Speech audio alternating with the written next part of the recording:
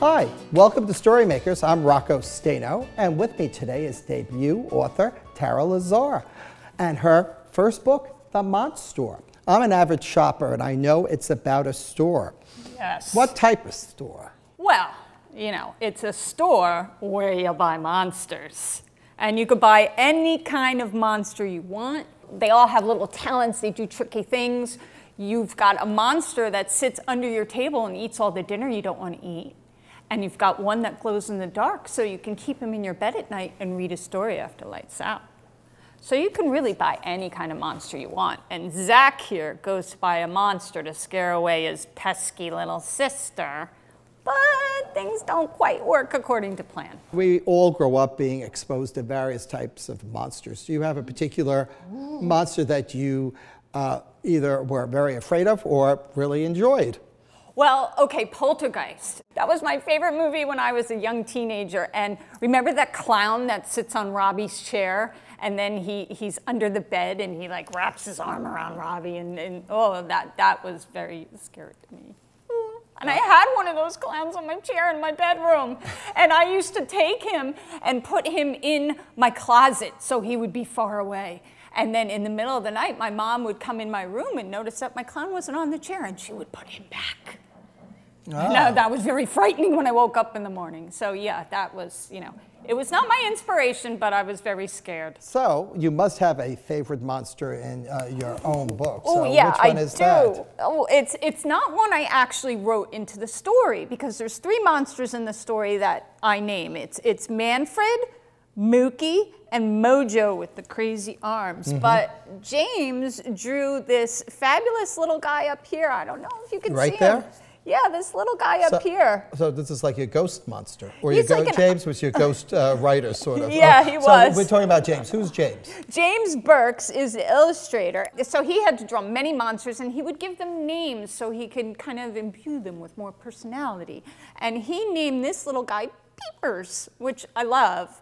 And actually, Peepers is my favorite because what James did is he hid Peepers on 16 pages of the book. So there's a little Where's Waldo thing going on. The kids have to kind of look through the book and see if they can spot Peepers. And it's hard to spot them because there's also a lot of eyeballs all over the place. And these are not Peepers. I see. They're just various eyeballs. Is this Peepers? No, this is Kiki. Oh, okay. This is Kiki, the balloon monster. She's in the party scene. Ah, so I see. Another scene in with the the book. eyes. So you must have a favorite illustration. Which one is it? Yes. Show us. My favorite illustration is with Peepers because I think it's hilarious what James did here. He put Peepers in a very, very special place. He's on Zach's butt. Oh my. The kids go crazy when I tell them that. They're like, ah, his butt. They love it. You've included a few things in your story that parents will enjoy. Give us an example. Well, I always when I'm writing, I keep the parents in mind because the parents are always reading these books to their kids. And, you know, the kid may want to hear the book over and over and over again, but you know, the parent may necessarily not want to and may hide it somewhere so they don't have to read it again. So I always try to include like a few jokes or things maybe only the parents would understand, because when we are watching Bugs Bunny when we're kids, there are lots of jokes that go like the Roadrunner right over our head.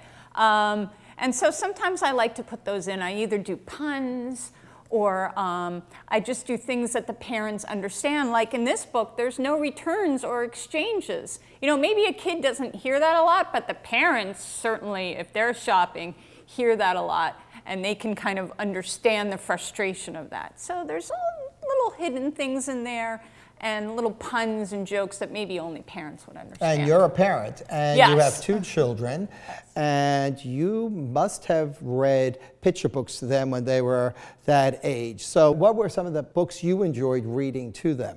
Oh, one of my favorite picture books is That Rabbit Belongs to Emily Brown by Cressida Cowell. And she writes the How to Train Your Dragon series. And I just think that's a perfect picture book for so many reasons. She has a main character, Emily Brown, whose best friend is her stuffed rabbit. And I could really relate to that because when I was a child, I loved my stuffed animals. I thought they were real people. And so this Emily has her stuffed rabbit Stanley, and they're best friends, and they go on all these adventures. So there's a lot of imagination at play.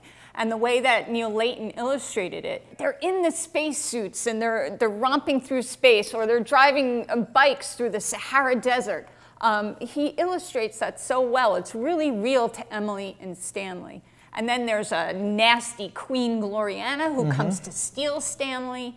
And you really learn about friendship and love and what makes a toy real to a child. So it's kind of like the Velveteen Rabbit in a way, too. But I think all around, that's just a perfect picture book. You mentioned puns, and I hear you have a punny book coming out next year. What's the title of that? Well, you know that joke, why was 6 afraid of 7? Because 7, 8, 9. That's the title of the book, 7, 8, 9. Terrific. And there's a lot of punny humor in it, but if you ask my daughters, they're like, Mommy, that joke is so cheesy. But there's a lot of punny jokes in it, and like 6 is scared because 7, 8, 9, of course, and he goes to a private eye, and it's the letter I because this takes place in a city where there's only numbers and letters. And 6 goes to the private eye and says, I'm afraid my days are numbered. So there's a lot of punny humor. It's just one pun right after another, right after another. And that is coming out when? 2015? 2016, Oh, maybe? 2016. Yeah. Oh, but you have some other books coming out in 2015. Yeah, I have 2 books coming out in 2015. And they are? I thought this was a bear book, and it's not.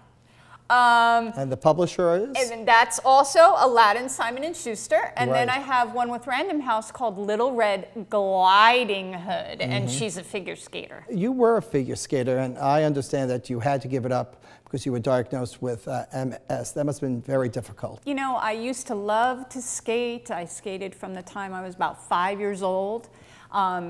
And I skated as an adult, and I competed, and when I got MS, I could barely walk. It was funny because I had better balance than maybe 99% of the people out there because I'm on this little thin, tiny blade with my leg over my head and spinning and jumping.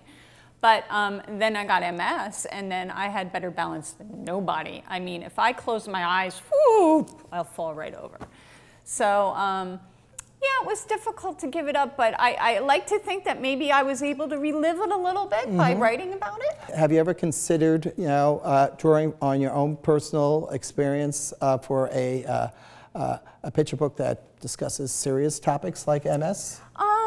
Yeah, that's really hard. I am so much about fun in books. I'm so much about, I want a child who picks up my book, or really any book, to have such enjoyment reading that book and to feel like it's so much fun to read that we're going to instill a lifelong love of reading. So I don't really like to get into heavy topics. Okay, but everyone draws from different places for their ideas for picture books, and and you're helping people do that, aren't you? I am. It's Picture Book Idea Month. It is. November is Picture Book Idea Month. Right. Really, yes. And what is Picture Book Idea Month? I know. Picture Book Idea Month. Sometimes called Pibo Idmo or Peebo Idmo, or really however you want to say it. Sounds like a neighborhood in New York City, but anyway. Yeah, we're in Tribeca today. Right. It's like Tribeca. It is Picture Book Idea Month. It is 30 days of inspiration. I round up a whole bunch of authors and illustrators to talk about sources of inspiration, what they do, maybe how a particular project came about for them, and they guest blog on my blog, and they help all the participants come up with an idea a day, a concept for a book a day. You don't have to write a book. You don't have to do anything other than put down on a piece of paper, purple polka dotted pony. Boom, there's your idea for the day. And you do that for 30 days, and hopefully, they say it takes 30 days to create a habit. So hopefully then that idea generation, your senses get more tuned to it, and you'll do it year round instead of just in November. How many years has Picture Book Idea Month been around? Oh, this is the 6th annual. 6th annual. Yes. So after 6 years, has anyone taken that idea and a book actually come to be? Yes, yes, it's so wonderful.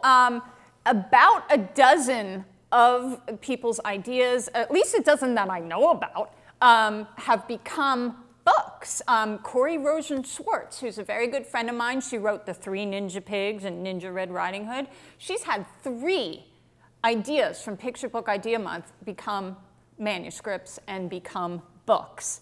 And then people have won the Barbara Carlin grant from the SCBWI with the manuscripts they wrote from Peebo Idmo Ideas. So it's been wonderful. I know Tammy Sauer has had books accepted from Peebo Idmo Ideas. It's all about creating great literature for children, and I'm so happy to be part of that. Well, that's great. I'm sure many people will be participating in that this month, so that'll be terrific. Yes. Has anyone gone and taken an idea and kind of absconded with it and created a book? No, because I tell everybody, oh, I'm going to sing. Are you ready? For Sure. your eyes only for you. Oh, God, that was so bad. Anyway. No comment. That's Sheena Easton, and I tell people, don't give away your ideas. Don't put them online on your blog. Don't tell other people what they are. Don't send them to me. People think they have to send them to me. No, no, no. Your ideas are for your eyes only. And I wish I could redo that song because that was so bad. That's okay. And that's why we have editors. But anyway, the auto-tune that? Can you auto-tune that? we'll try. But here we are in Tribeca, and Jersey's right across the river. And I understand you're a Jersey girl. I am. We don't pump gas. So, growing up in New Jersey, I mean, we have the Jersey Shore. Was that your life? Oh, no, no, no. That's not really life. No, no, no, no. Growing up in Jersey, I was very much a bookish girl. Really? I loved children's books. I remember my librarian at my school, my elementary school, Mrs. Seamus. What elementary school was that? This is Mount Pleasant Elementary School in West Orange, New Jersey. And Mrs. Seamus was our school librarian. And I remember seeing the book, She Was Nice to Mice. And it was by Elizabeth Sheedy, who's otherwise known as Ally Sheedy, the actress. She wrote that book and published it when she was 13 years old. Really? And my elementary school librarian showed me that book and told me she was only 13. And I thought to myself at that moment, wow, if she can do it, I can do it. Except my first book didn't come out till I was 40. So it took a little while longer than Ally Sheedy, but that really inspired me. You're 40 and you don't have crow's feet. How do you do it? I don't have crow's feet because when I smile, my eyes crinkle here and not here. Before I get hate mail. She told me to ask that question. I told him that. So this book is by Aladdin of Simon & Schuster, and I see it says, meet the author and illustrator and get activities at kidsimonandschuster.com. So what type of activities, if a parent would go there, what type of activities would they find? Well, I know there's a word search, and there's a follow the dots. And then if you go to my website, I also have activities there. I have a draw the monster you want to buy at the Monstore. Very popular. Every time I go to a book fair, I hand these out, and kids love drawing their own monster. And they get to have their own special talents. Like, what special talents does your monster have? And this one girl, my favorite ever was he shoots cupcakes from his feet. Oh, okay. Which was brilliant. I want one of those monsters. Yes, right.